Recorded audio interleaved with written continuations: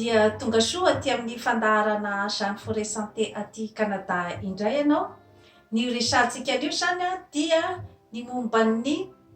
olombelona sy ny atezerana. Inona no mety ho voka-dratsin'ny atezerana zany eo amin'ny fiainan'ny zanak'olombelona. Voalohany indrindra aloha dia fariparitatsika eto zany hoe inona ny atao hoe atezerana. Ny atezerana zany dia ilay fihetseham-po tsy hay tohaina amin'ny olombelona iray zany, manoloana na toe-javatra na fitranga-javatra zany eo amin'ny fiarahamonina izay miteraka fanafitohinana ho an'ny olona iray ka mahatonga azy zany anana an'izay ataontsika hoe zany hoe fihetseham-po tsy hay tohaina izay mety miatefa any amin'ilay olona na toe-javatra izay niteraka zany an'ilay ataontsika hoe zany hoe fanafitohinana. Ka io atezerana io dia mety miatefa any amin'ny olona iray, mety miatefa any amina toe-javatra iray, na miatefa ihany koa zany any amin'ilay olona tompon'ny fihetseham-po ihany koa zany. Ka ny momba an'izay zavatra rehetrarehetra izay zany no ho adiadintsika eto zany, satria dia trangam-piarahamonina maro zany no ahitana an'io voka-dratsin'io ataontsika hoe atezerana io rehefa tsy hay zany ny mandanjalanja azy sy ny ataontsika hoe zany hoe ny mikojakoja ny toe-tsaina, ny toe-panahy ary ny vatana ihany koa dia miditra ihany koa ao anatin'ny ataontsika hoe zany hoe famolavolana sy ny maîtrise ny ataontsika hoe zany hoe io atezerana io. Ka io zany dia misy ihany koa ny efa hoe toetra voajanahary, na ireo ataontsika zany hoe olona manana tempérament colérique zany hoe olona izany hoe tena efa ny toe-tsainy mihitsy zany no olona mora tezitra, ka efa ho aminy ao zay zavatra zay dia sarosarotra ny hiadivany amin'izay karazana toe-tsaina ananan'izay. Ka ireny karazan'olona ireny moa zany ilay mahazo karazana surnom zany ao amin'ny fiarahamonina hoe ramamay na ravaikafo ohatrohatran'izay zany. Ka ireny karazan'olona ireny zany dia somary enjakenjana ihany zany ny fiatefan'ny toetrany manoloana zany ny fiarahamonina. Misy ihany koa zany ny karazana fandinihana izay ataon'ny mpandinika koa, dia misy ihany koa zany ny fitrangan-javatra arakaraky ny volon-koditra ihany koa. Ohatra ny aziatika zao dia ry zareo no tena mahay zany ataontsika hoe zany mamey an'io karazana atezerana io, satria dia hainy zany ny hoe raha ohatra ka misy zany trangan-javatra izay manafitohina avy ety ivelany izay manembatsembana ny ataontsika zany hoe ny ambopony sy ny maha olombelona azy, dia ampiasainy zareo zany efa karazana fomban-drazana ny azy, ny arts martiaux, izany hoe rehefa tonga avy any zany ilay ataontsika zany hoe karazana fanafiana avy ety ivelany, dia tsy tonga de eo no eo izy zany no tonga de hoe amaly, fa mandray foana izy zany ny fotoana izay ataontsika hoe zany hoe ahafahany zany manana tsara zany ny fandinihana an'ilay ataontsika hoe zany hoe karazana ataky avy any ivelany dia amin'iny izy zany no mampiasa ny karazana kingana rehetra na amin'ny arts martiaux zany dia mahatonga an'ilay olona zany zay atao hoe ny mpanafika zany tonga dia hainy ny mifehy azy dia ary amin'ny tany ilay olona zany. Araky ny filazan'ny mpandinika dia ny fotsy hoditra zany tsy dia mahay mifehy an'io karazana atezerana io, satria ny fotsioditra zany a tonga de hoe rehefa misy zany ny zavatra manembatsemban'asy a na ny fanafitohinana avy any velany a de ny azy zany a tonga de ny mamaly eo no eo zany a ny azy ny hoe œil pour œil dent pour dent zany hoe tonga de valifaty ny azy zany ary eo ihany koa ny azy izay a no namoronany ny fitaovam-piadina izany hoe tonga de ny basy koa zany ny azy a no tonga dia aingana rehefa ka misy zany a ny ataontsika hoe zany hoe karazana fifamizam-bizanana izay misy zany a eo amin'ny fiarahamonina. Ny fikarohana natao a tamin'ny mainty hoditra zany a dia ny mainty hoditra zany azy a tonga de ny kobay rehefa misy zany a ny zavatra tsy mahafaly a dia tonga de le mifamono sy ny amin'ny totohondry sy ny heritsandry zany ka zay zavatra izay zany a no hojerevantsika akaikikaiky kokoa zany a ny momban'izay a zavatra rehetrarehetra izay inona zany a no mety ho voka-dratsin'izay zavatra zay a na eo amin'ny resaka fiarahamonina na eo amin'ny resaka ekonomika na eo amin'ny resaka fandrosoana zany a ao amin'ny tany iray a izay ataontsika hoe tsy fahafehezana ny atezerana izay zany satria matoa zany a ny eo amin'ny aty amin'ny tany vaventy zany no resantsika ohatra dia ny forominy azy a ny ataontsika hoe savoir vivre zany hoe ny fahaiza miaina ny forominy koa zany le atao hoe diplomatie zany hoe ireo karazan-javatra ireo zany ny azy a no entina zany a karazana anelanelanana sy ataontsika zany hoe anamaivamaivanana zany a ny karazana fifanafitohinana izay mety mitranga eo amin'ny mpiaramonina zany dia samy efa raha ny olona izay nianatra sy manam-pahalalana zany a dia ny azy a efa mahalala an'io karazana hoe regla mitondra ny fiarahamonina io zany de fa mandeha mirona amin'iny daholo zany a ny olona rehetra tsy ny rehetrarehetra koa nefa satria misy ihany koa ny ataontsika hoe rebelle amin'izany système zany ka ny azy a de efa mipetrapetraka tsara ny zavatra rehetrarehetra rehefa misy ny miopefy be loatra dia eo ny lalàna zany a ny andeha andamina an'izay zavatra zay ka mampilamina ny fiarahamonina amin'ny ankapobeny zany ireo karazan-javatra ireo satria ny hoe maro ny mpikritika ny hoe ny politesse ny diplomatie dia fiatsaram-belatsihy kanefa misy ihany koa nefany a ny lafiny mahatsara sy mapety ary ahitam-bokatra ny amin'izay atao hoe diplomatie zay satria fahaiza miaina le izy izay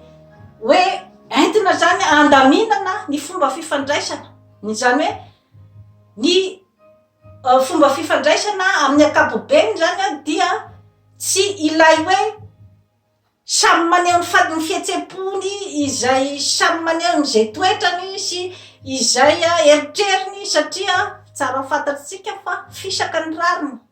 sarotra de sarotra ny mahafantatra hoe iza ny manana ny rariny iza ny manana ny marina satria indraindray koa mety misy ny ataontsika hoe raison du plus fort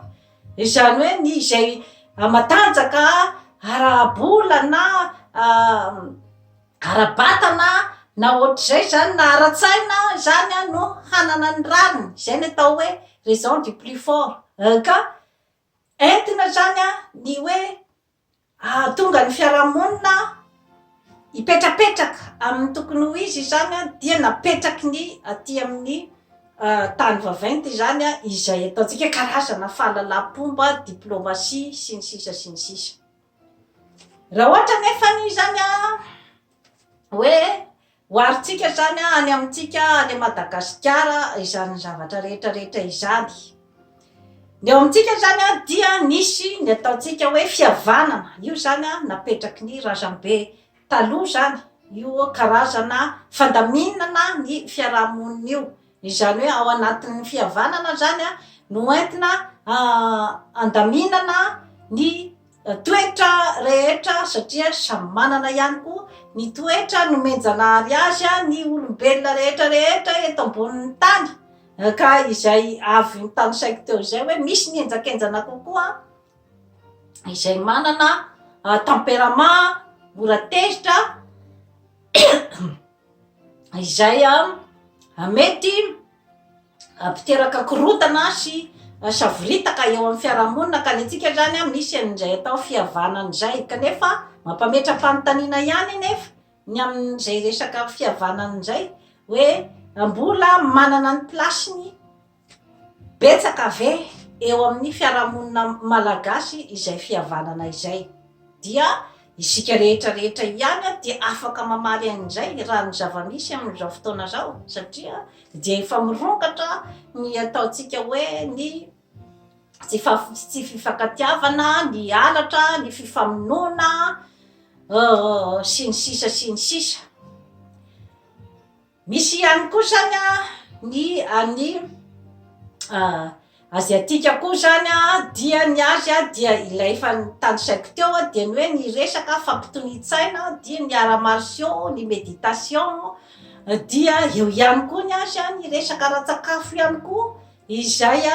mampalaza dia mampalaza ny aziatika ny fahaizana amin'ny sakafo ara-pahasalamana satria raha ohatra ianao miditra amin'ireny restaurant chinois reny dia hitanao fa misy ny sakafo ara-pahasalamana rehetra foana ny zavatra arosony eo dia ny protéine avy amin'ny trondro izany ny akoho na ny henan'omby dia ny protéine avy amin'ny legioma sy ny voankazo dia misy ihany koa ny azy ny voamaina, ny vary izany zavatra rehetrarehetra izany dia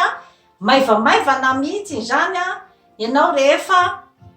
mivoaka ny restaurant aziatika tsy mahatsiaro hoe kibo mizizitra zany efa zavatra anaovan'ny zareo etude tsara ny momba n'izay zavatra rehetrarehetra izay mba hananany ny saina izay matsilo sy ny angovo mazoto miasa izany zavatra rehetrarehetra izany zany dia zavatra tsara ho fantatra daholo satria araky ny tenin'ny Hippocrate hoe que l'aliment soit ton remède zany hoe aoka mba ny sakafo no ho fanafodinao satria misy fiatraikany be dia be koa amin'ny tempérament ny olona iray ny sakafo izay hohaniny satria efa nazavaiko teto tamin'ny hoe raha ohatra ianao ka mihina siramamy be loatra kanefa mety zavatra tsy zakan'ny tenanao zany zavatra zany dia mety hiteraka ny ataontsika karazana herisetra eo amin'ny olona iray izay tsy mahazaka siramamy ny fihinanany siramamy be loatra tsara ho fantatritsika izay eo ihany koa ny fisotroana toaka be loatra eo ihany koa ny fifohana ny zava-mahadomelona ka zany zavatra rehetrarehetra izany dia mila fehezina zany ao anatin'ny ataontsika hoe ny atezerana satria ny atezerana dia mety miantefa zany any amin'ny olona izay manodidina anao ny herisetra mety hivadika herisetra ara-batana na herisetra ara-moraly zany ny fananana ny atezerana be loatra izay tsy voalanjalanja satria raha misy ny zavatra manafitoina dia tsy voatery nefa hoe tsy maintsy ho adisoana avy any amin'ilay olona nandefa ny fanafitohinana zany ny zavatra misy fa mety hoe hevitra tsy mitovy ka izany zavatra rehetrarehetra izany zany no mila ny ataontsika hoe zany hoe fahaizana mifehy tena ka rehefa tsy manana an'izay hoe fahaizana mamehy tena zay zany ny olombelona iray dia izay lay mahatonga ny ataontsika hoe karazana korotana zany izay mety misy eo anivon'ny tokantrano korotana izay mety misy eo anivon'ny toeram-piasana eo anivon'ny fiarahamonina ny mpamakitrano sy ny sisa sy ny sisa ireny ny kidnapping ny fifamaliana izay tsy ahitam-baolana ny disadisa eo amin'ny fiarahamonina zany zavatra rehetrarehetra izany dia vokatry ny ataontsika hoe atezerana daholo izay tsy voafehy zany ka io zany dia zavatra mila ianarana manokana zany a ny fifehezantena eo amin'ny fiainana satria misy koa ny fitenena razantsika hoe ny vava-tsiambina dia mety ahitany-doza satria na dia fehezanteny vitsivitsy no nalefanao izay tsy voahevitra dia mety hitarika korotana goavana ary mety hiatraika koa any aminao izay nandefa azy ilay fehezanteny tsy voadinika ka maro amin'izany a ny hoe filoham-pirenena izay voatery niongana no izay karazana hoe teny tsy voahevitra izay entiko fotsiny zany a anazavana amintsika ny hoe amafy ny ataontsika hoe zany hoe ny tsy fahaizana mandanjalanja ny atezerana zany indrindrandrindra amintsika malagasy ka efa nazavaiko teto amin'ny fandaharana zany forêt santé ny hoe ahoana ny fomba fandamina-tsaina ahoana ny fomba famahana ny olana amin'ny fiainana ary zany zavatra rehetrarehetra izany dia ao anatiny ihany koa ny fahaizanao ny manao ny fanatanjahantena satria ny fanatanjahantena koa dia mampitony ny saina rehefa miasa ny vatana dia mitarika fitonian-tsaina ho an'ny olona iray zany zavatra izany eo ihany koa efa nazavaiko teto ny ataontsika hoe ny fanaovana ny méditation izay mampitony ny saina ary mampatsilo ny saina zany rehetrarehetra izany zany dia tokony ho voafehy ny olona tsirairay zany ao amin'ny fiarahamonina satria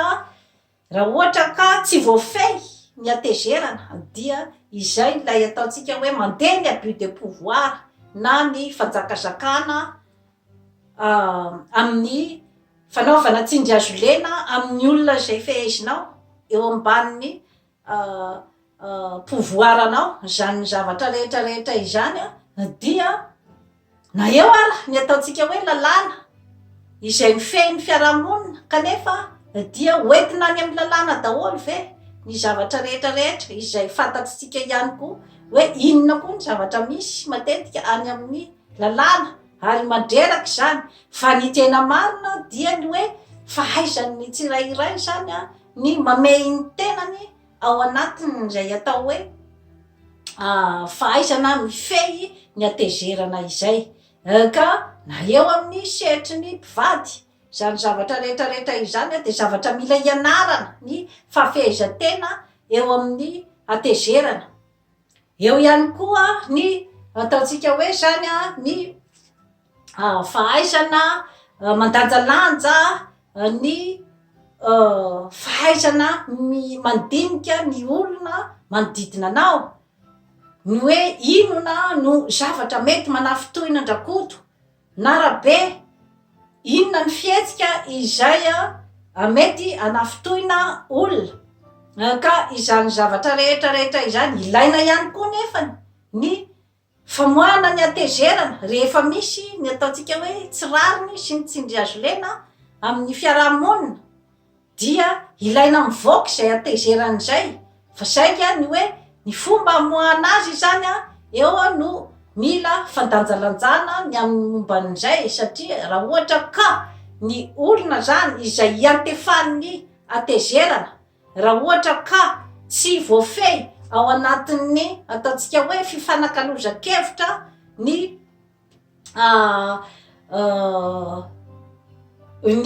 olana izay mipetraka dia izay no mety mandeha hatrany amin'ny ataontsika hoe zany hoe ny resaka violence fizika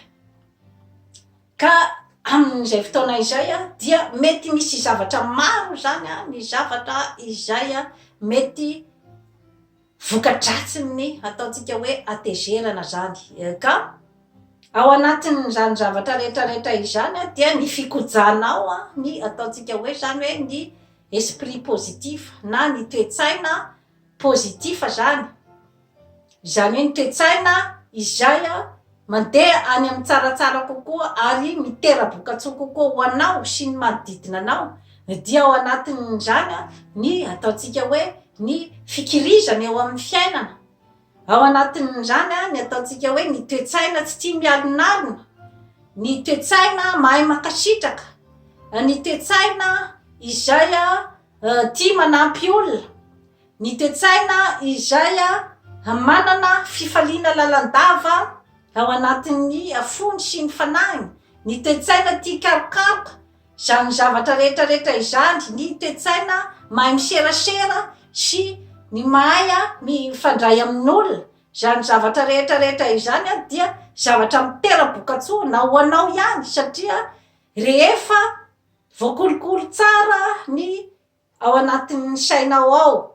mandeha amin'ny pozitiva zany dia mitaiza ny sainao koa zany, satria rehefa falifaly lalandava ianao dia anana ny fahasalamana, satria rehefa falifaly lalandava ianao dia mamokatra an'ilay hormone sérotonine, zany hoe ilay hormone mahasambatsambatra zany, ka manampy betsaka zany amin'ny fahasalaman'ny taova rehetra ao aminao zany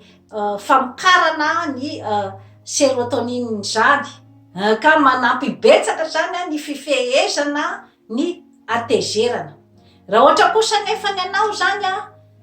miditra ny amin'ny hoe izaho indray dia tsy mirarahany zany fa izay toetrako dia toetrako ihany,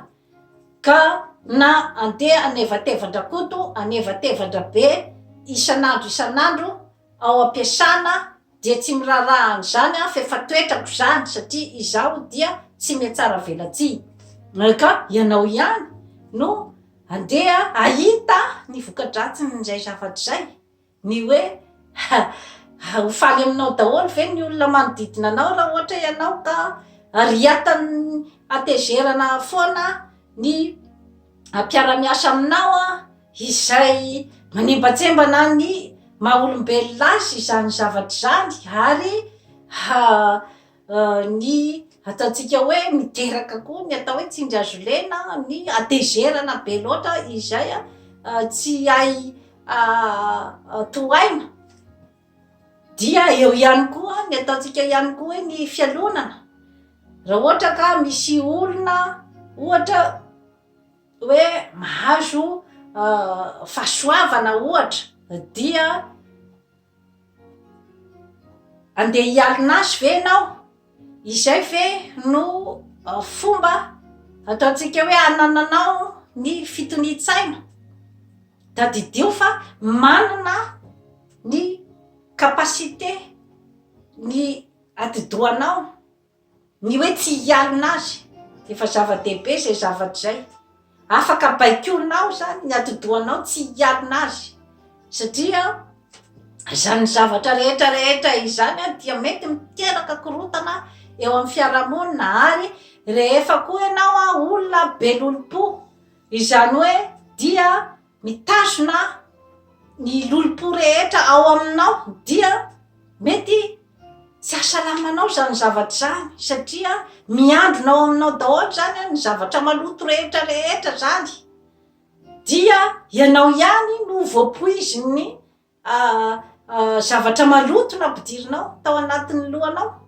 ary dia mety miantefa koa zany amin'ny olona manodidina anao koa ny zavatra malotoloto rehetra ao anatin'ny atidohanao, satria rehefa mitazona zavatra saina maloto ianao ao aminao dia andeha hiahiahy ny olona rehetra manodidina anao koa, andeha hisava ny emailany, hisava ny facebookiny, andeha hitsikilo ny olona rehetra, nefa izay zavatra zay dia hiandronao aminao ao ny zavatra malotoloto rehetra ny amin'ny olona, ka mety tsy apety ny fahasalamanao koa zay zavatra zay, ka tsara hodinihana zany ny amin'izany zavatra rehetrarehetra izany, satria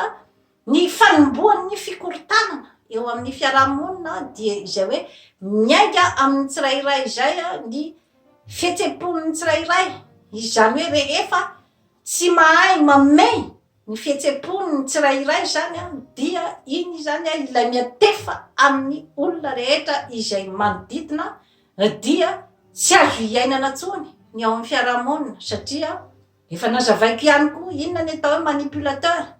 misy koa ny karazan'olona izay faly amin'ny fikorotanan'ny fiarahamonina, rehefa miady daholo ny ao amin'ny fiarahamonina rehetrarehetra dia iny no mahafaly azy, ka mila dinihana tsara zany a ny zavatra rehetrarehetra ohatran'izay satria tsy mampandroso ny fikoritanana sy ny atezerana misy eo amin'ny mpiaramonina zany satria voasakatsakana zany a ny ataontsika hoe zany a ny finiavana izay androso amin'ny tsaratsara kokoa zay nge no atao fandrosoana zay no atao fandrosoana ny fahaizana mandroso amin'ny tsaratsara kokoa amin'ny fiainana ka ao anatin'izany daholo a ny créativité ny famoronana afaka mamorona ianao ny fomba izay ataonao ampitony ny sainao dia efa natoroko teto ny hoe reny fanaovana asa tanana reny a dia manampy be dia be amin'ny fampitoniana ny saina ny fianoana ny mozika ny fandihizana ny fijerevana an'ireny karazana torohevitra na ny développement personnel izay atoroko eto ireny dia fitaizana ny vatana ny saina ary ny fanahy daholo reny rehetrarehetra ireny ka rehefa manana zany a ny ataontsika hoe vahoaka tonga saina amin'izay hoe fikojan'ny tenan'izay a ny firenena iray de mandroso araky ny efa nyteneniko teo ny sinoa ohatra dia izay ny anazy a ny fifampitondrany vahoaka dia izay fifehezana ny atezeran'izay dia ny miasa mafy izay zavatra zay a dia zavatra tena hita taratra zany ao amin'ireo aziatika ireo ary dia ny fananana ny ataontsika hoe culture ny famakiam-boky zava-dehibe daholo na aty amin'ny tany vaventy ahafataranao a ny hoe ahoana ny fomba hitondranao ny tenanao manoloana ny fiarahamonina eo ihany koa ny culture hawaïenne izay efa nazavaiko teto koa ny momba ny Ho'oponopono dia ny azy zany a dia ny ataontsika hoe zany a ny fanasitranana amin'ny alalan'ny fihavanana ka de fa karazana fombandrazana mihitsy ny azy zany a ny hoe rehefa misy ny ady ao tanàna dia misy ny mpampiavana ary mpampiavana io a dia olona tsy miandany atsy na ny aroa ary olona dia efa zany a manana an'ilay toetsana sy toe-panahy ny amin'ny hoe miroso foana zany a ny amin'ny atao hoe ny tsaratsara kokoa ka ny Ho'oponopono zany a dia malaza eran-tany io satria efa ampiasain'ny an'ireny psikiatra goavana ty Amerika Avaratra sy any Eropa io méthode Ho'oponopono io ka ny tena mibana ao anatin'io zany a dia ilay phrase efatra izay miteny hoe désolé, pardon, merci, je t'aime. Ireo zany a no phrase averin'ny olona foana zany a any Hawaii ao anatin'ny Ho'oponopono zany hoe rehefa miteny izy hoe désolé dia rehefa misy zany a ny hoe zavatra manafotoina na ny zavatra izay tsy mety eo amin'ny fiarahamonina dia ny fahaizana mamatatra ny fahaizana miaiky fa tsy mety io zavatra io efa toe-tsaina goavany zay ny pardon zany a dia ny famelan-keloka zany hoe ny famelan-keloka ny olona manodidina anao sy ny famelan-keloka ny tenanao indrindrandrindra satria rehefa tsy mamela heloka ny tenanao amin'ny fomba ahoana moa ny amelanao heloka ny olona manodidina anao eo ihany koa zany a ilay hoe merci zany hoe ny fisaorana ny reconnaissance dia zava-dehibe amin'ny fiainan'ny zanak'olombelona satria izay zavatra rehetra omenanao dia tokony akasitrahanao satria rehefa tsy manana an'izay atao fakasitrahan'izay sika dia izay lay miandro tolorana foana dia tsy mahalala ny hoe ity zavatra ty nge sarobidy ity zavatra nomena ity ka rehefa tsy fantatrao ny asarobidin'ny zavatra nomenanao dia mazava ho azy fa tsy afaka ianao ny izotra ny amin'izany atao hoe estime de soi sy ny confiance en soi zany na ny hoe ny fananana ny fitokisantena sy ny fankasitranao ny tenanao ka rehefa tsy manana an'izay ianao dia tsy afaka androso makaiza dia ny hoe je t'aime izay koa zany ao anatin'ny langagen'ny Ho'oponopono dia ny hoe ny fitiavana zany, ny fahaizanao maneho fitiavana zany amin'ny olona manodidina anao ka ao ahia dia ilay nosy kely toy ny paradisa tsy manan-javatra firy izy, ny natiora zany no tena namany ary dia industrie touristique goavana de goavana eran-tany ny industrie touristique ao ahia satria efa ao anatin'ny famolavolan'ny toe-tsainy ny fahaizany mandray olona ary ny fananany ny ataontsika zany hoe ny toe-tsaina izay entiny foana zany amin'ny fihavanana sy entiny foana zany ao anatin'ny ataontsika hoe